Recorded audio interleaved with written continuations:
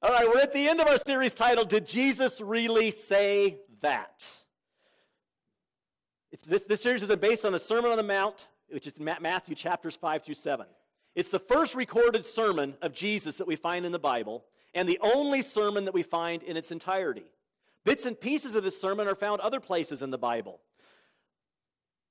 And there's a lot of the things he said multiple times. He said them just with a little different twist in another place.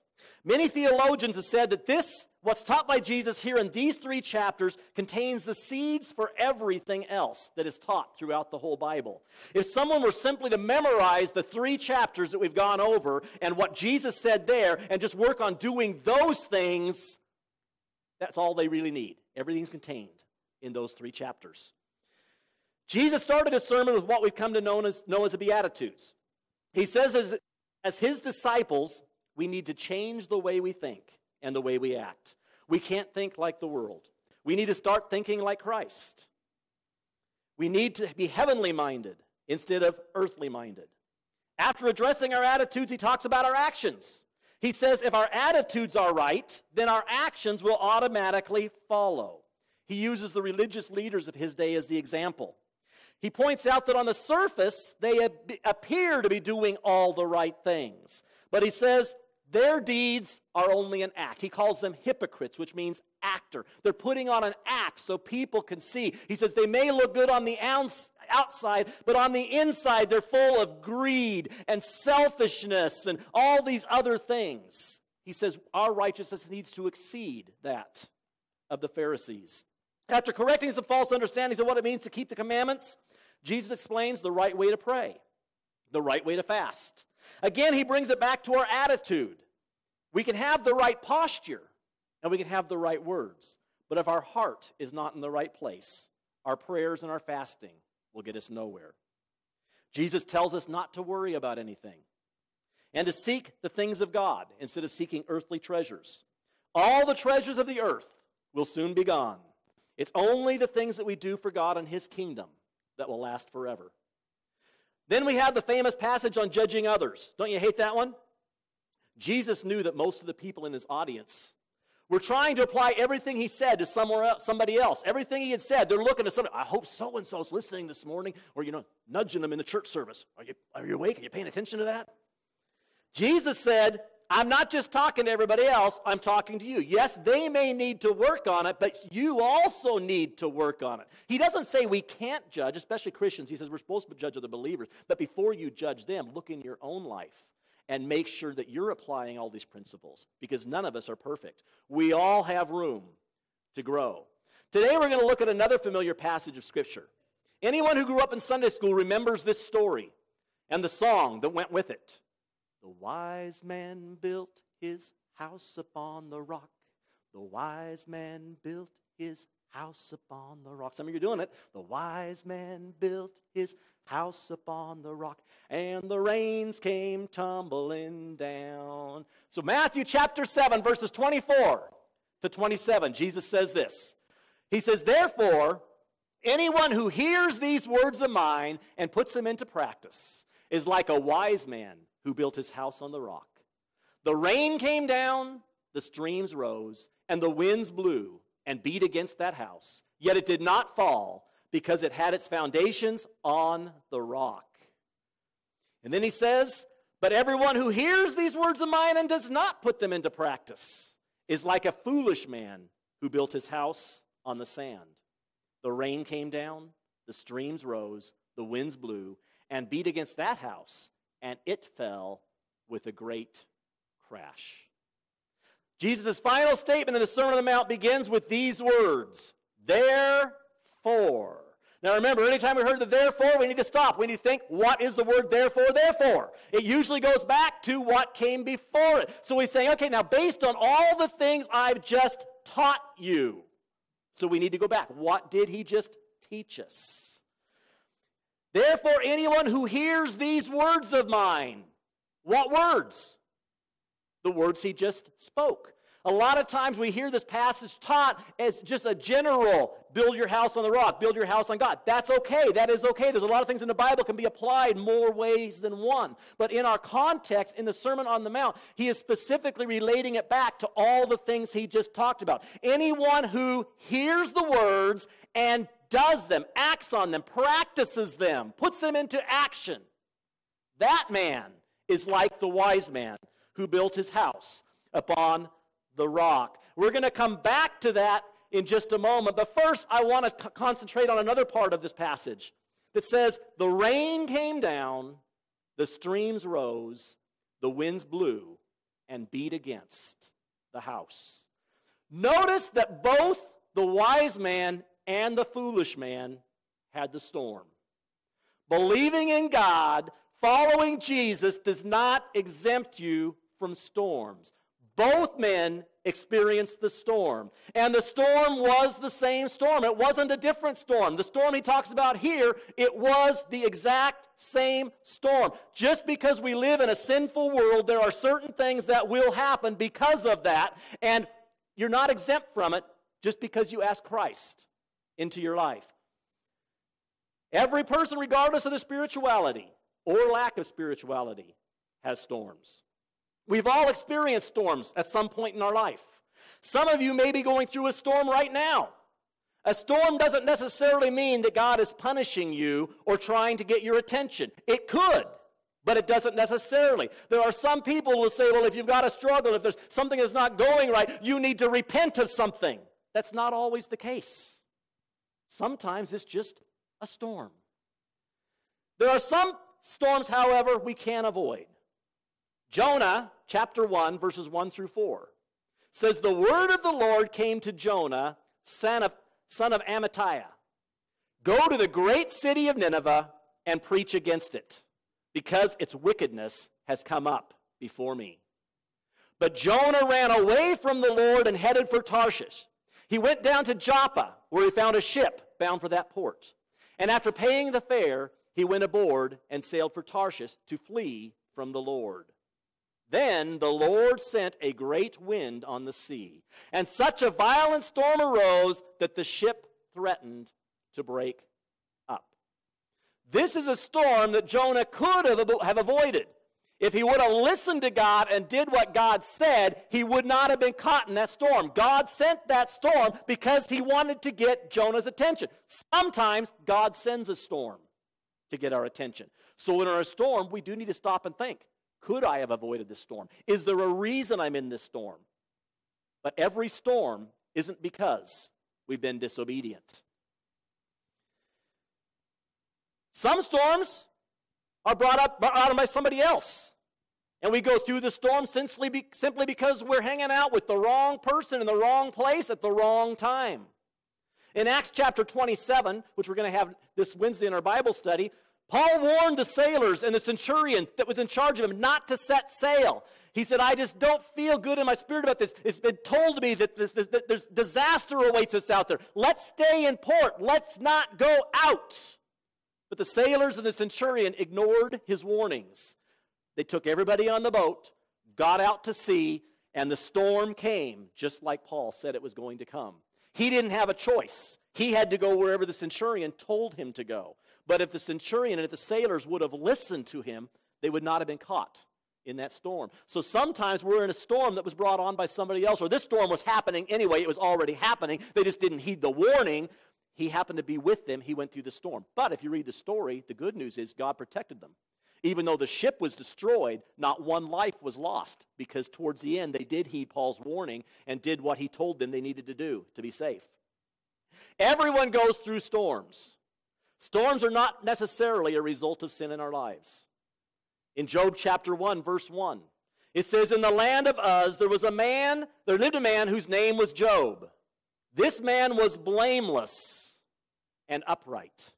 He feared God and shunned evil. Job was one of the most righteous people that has ever lived. But he went through a storm that was greater than any storm most of us will ever experience in our life. So you can't tell me that storms are because of our evil or because of our sinful nature. Sometimes storms just come. And I Told you before, and I'll say it again. Anytime I read this story, I say, God, please don't use me as an example to the devil. Because God wasn't even trying to teach Job something. He was trying to teach the devil something. And I'm saying, God, teach the devil something some other way. Bring calamity into his life. Don't use me as an example for the devil. But the key is Job stood up to that storm. Job did not get mad. It didn't ruin his faith. Because, like our story today says, he was firmly planted on the rock. So no matter how bad the storm got, no matter how bad things were around him, he stood firm because he was planted on the rock.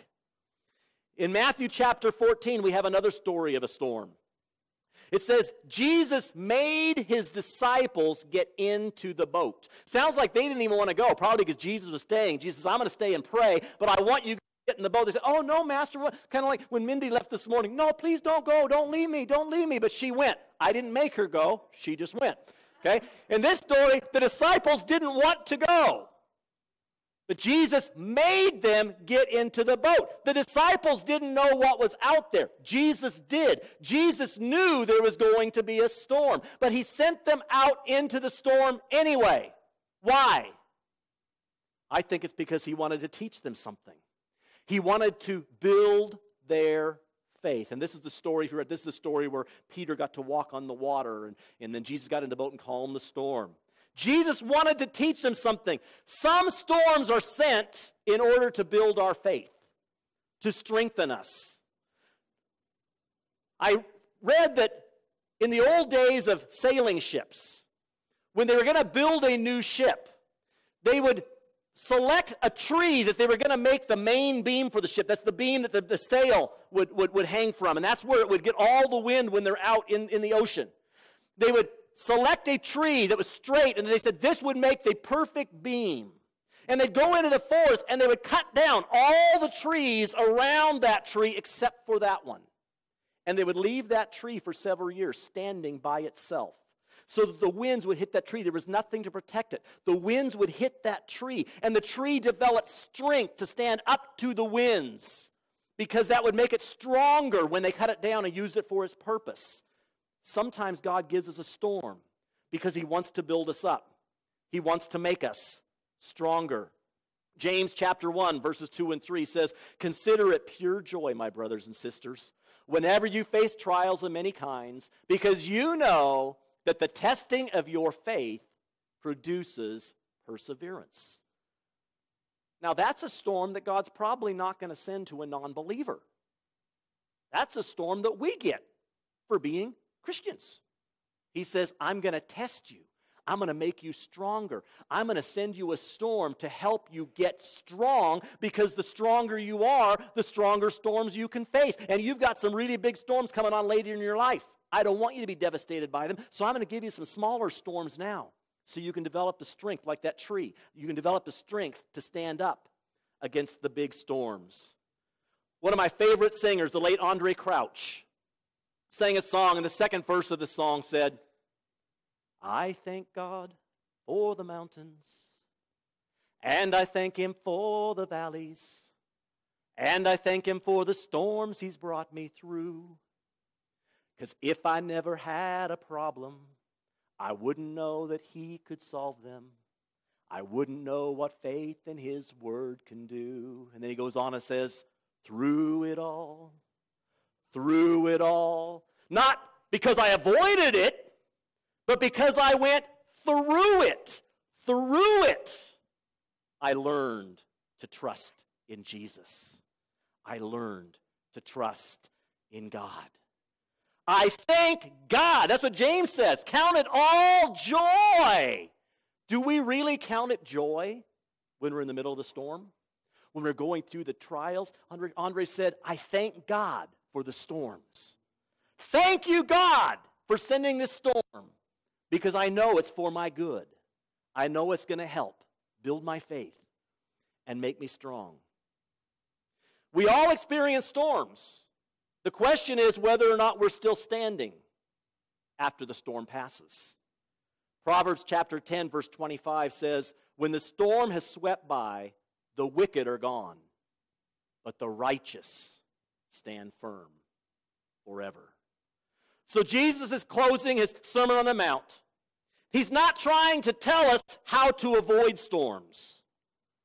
He's telling us how to survive the storms. Storms will come. What he says is, let me tell you how to stand firm, how to make it through the storm. He says, the wise man builds his house on a firm foundation, on the rock, which is Jesus.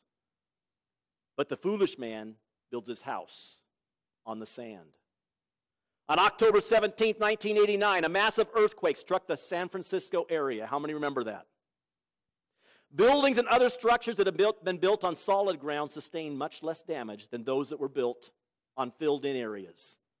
The Golden Gate Bridge was virtually undamaged in the storm. They went out to look at the bridge and had very, very little damage to the bridge, even though it stands right on top of the San Andreas Fault. It sustained very little damage, because the weight of the bridge rests on two towers which are deeply embedded into the rocks at the bottom of the bay. They went all the way down to the rock, but they didn't just build up from the rock, and this is going to be important a little bit. They didn't just set it on the rock. They drilled down into the rock and put steel down into the rock and concrete around it, anchored it. It wasn't just sitting on the rock, it was anchored in the rock. Many, many feet down below the bay. So even though it was right on top of the fault and everything shook, the bridge sustained very little damage. However, only a few miles away, you remember the double-decker freeway that collapsed? What was the difference? The freeway had been built on ground that had been filled in. It was a low area where they had brought dirt in and they had built it up to the level they wanted, and then they did put concrete and steel down, but the concrete and steel was going down into fill. It wasn't going down into rock. So that bridge, not even exactly on the fault, it was off the fault, but it collapsed. The difference was the foundation. They both had the same storm. One stood, the other fell, because the foundations were different. When the storm comes, it's too late to change the foundation. The foundation has to be carefully put in place before the storm hits. We can't say, oh, they're predicting a storm tomorrow, I better go out. Well, maybe if it's something small, you can prepare that quickly. But we have to prepare many years in advance. I heard this illustration. This really isn't a foundation, but it illustrates a point. A heavy rain had stopped falling just before a man drove down a lonely road. As he rounded the curve, he saw an old farmer surveying the ruins of his barn. The driver stopped to ask what happened. Roof fell in, said the farmer. Leaked so long, it just rotted clear through. Well, why didn't you fix it before it got so bad? Asked the stranger. Well, sir, replied the farmer, I just never seemed to get around to it. When the weather was good, I didn't need to. And when it rained, it was too wet to work on. Too many times we wait too long. We know it needs to be repaired, but yeah, it's sunny today. I got other things to do today. I'm not going to worry about it. And then when the wind comes up, oh, I sure hope it stands up. I should have taken care of that. We need to take care of it before the storm hits.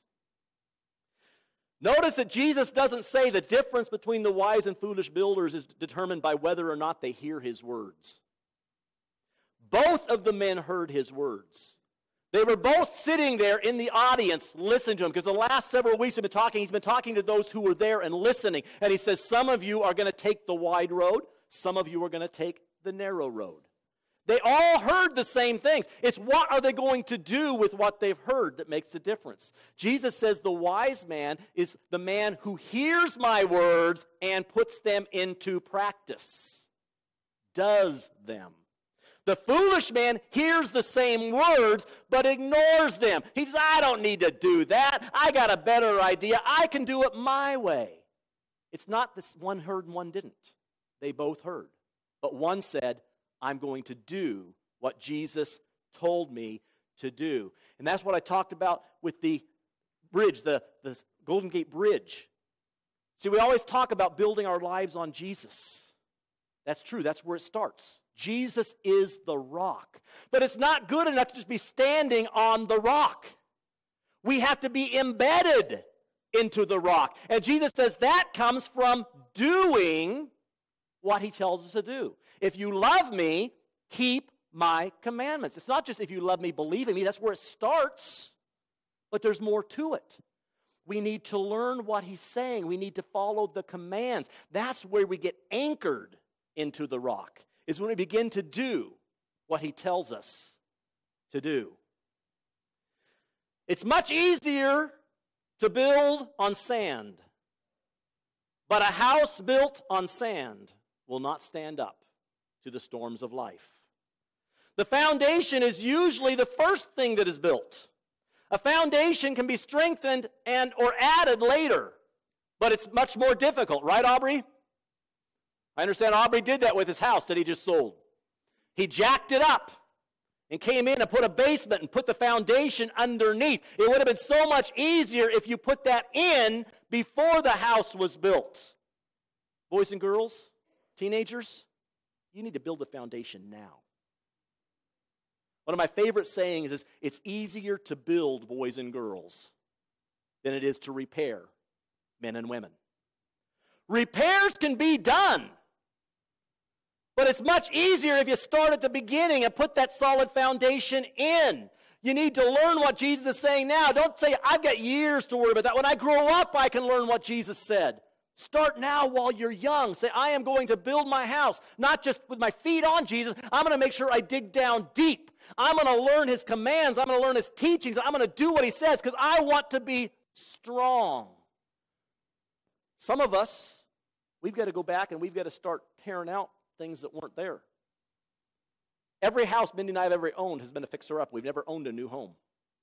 I know what it's like. I love repairing things. I love fixing things. But it's a lot more work when you have to go in and dismantle first before you can rebuild. One of the things I enjoy about it so much is I get to see the difference.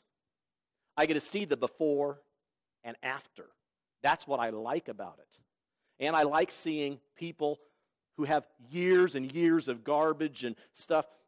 We're over at Stone Church. Beautiful, beautiful, beautiful facility. Some of you have been there. Some of you were maybe even there when they built that building. It looked beautiful. But several years after they were there, they found things weren't done the way they were supposed to be done. The foundation started sagging. In fact, there's still parts in the hallway. They've covered it up and tried to make it look better, but you walk down the hallway and the hall dips. You can see a big gap under the baseboard. Even though they tried to adjust the baseboard for it, you can see a big gap. The building is sagging. They had to go in. They had to take the whole roof off and totally redo it because it was not put on properly. Part of the problem was when the building was built, the builder took a lot of the garbage from the construction and simply put it in the hole and then put concrete over the top of it. So their porch, going into that side entrance of the building, the porch began to sag, big cracks. It was falling. They had to take a jackhammer, take it all out. They had to dig out the garbage. They had to start over again because there was fill put in there. It wasn't actually put down into bedrock. It wasn't done the way it's supposed to be done. And there are a lot of people who are having to go back and rebuild. It can be done, but it's not as easy. We need to start out building on the rock so that we don't have to go back and redo it. We've all heard the words of Jesus this past couple of months. He's told us what it looks like to be his disciple. The question is, what will we do with what we've heard? Will we put his words into practice? Or will we ignore the words and watch everything that we've worked on be washed away when the storm comes? Jesus is the foundation. But are we anchored deep into that foundation? There's a lot of people standing on the rock, but they're not anchored to the rock. Are we anchored deep so that we can't be knocked off when the storm gets bigger? The more we listen to and apply his teachings, the deeper we get anchored. I want to be prepared for the biggest storm, not just the light breezes. So I'm going to work hard to memorize this, to put it into my heart. David said, I have hidden it in my heart. I haven't just read it. I've hidden it in my heart, and I'm going to put it into practice. I'm going to act on the words of God so that I'm anchored deep. I'm not going to wait for the storm and wish I would have. I'm going to prepare. I'm going to put these words into practice. Heavenly Father, thank you for your word. Thank you that you love us enough, that you don't just send us out there to figure things out on our own. A lot of us do that anyway. But you've given us everything we need to know. You gave us your word. You said, this is the way I designed you. This is the way things should be. If you do it this way, you'll still have storms. But those storms won't devastate you. If you do it this way, you will be standing when the storm passes by. Help us to learn your words. Not just listen to them on Sunday. Just coming on Sunday and hearing the word spoken, that's not enough. We need to spend our time in your word during the week. We need to spend time on our knees during the week, letting you talk directly to us. Help us to be not just hearers of the word, but help us to be doers of the word, to hear your words and put them into practice so that we will be like the wise man that built his house, not just on the rock, but in the rock. We love you, Jesus. Amen.